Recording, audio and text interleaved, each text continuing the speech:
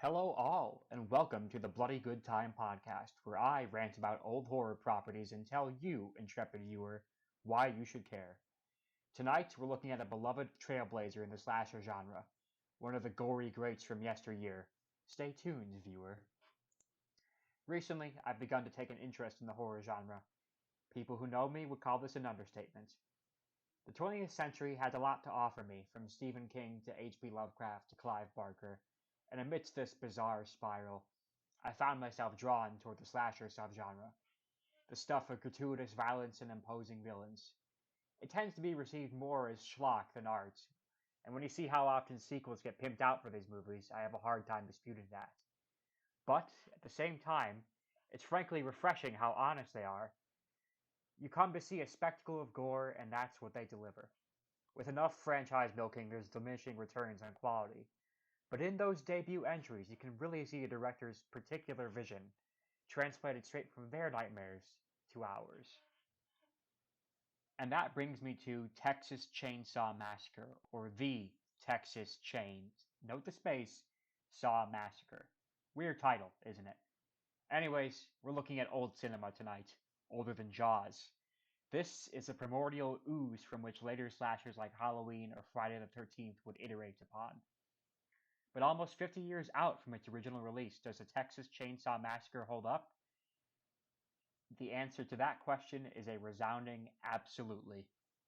For the uninitiated, the plot of the Texas Chainsaw Massacre is fairly simple. A van of teenagers on a road trip stop by an abandoned property and wander dangerously close to an isolated house. All hell breaks loose once they start getting picked off one by one, slaughtered by a deformed hulk of a man dubbed Leatherface, or his grafted mask of human skin. He's played by Gunnar Hansen, who stands at 6'4" while wearing boots that add to his height. He's honestly one of the most intimidating characters I've seen put to the big screen.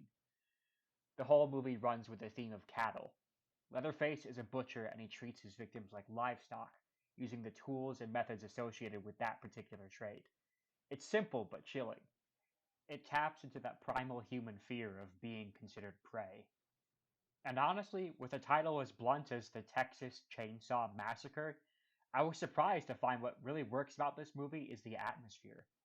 In a word, it's rancid.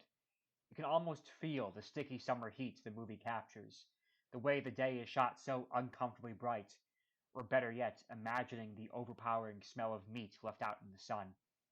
Every scene plays with the senses a little bit, a kind of churning discomfort you don't quite want to turn away from. Even at night, the heavy shadows mingle with dim blue light, giving enough clarity for the viewer to keep up with, yet just obscuring the action enough. It's little things like that where I stay engaged. One of my favorite scenes is just this extended close-up of a character's twitching eye, like some panicked animal. But the question remains, how do the scares hold up? The movie is actually pretty conservative with blood and gore, so the scenes that get messy leave a big impact. Without spoiling anything, the first kill of the movie will always stick out in memory for me. It's so brutal, yet so sudden, and you're left with this feeling of Christ, what a horrible way to go.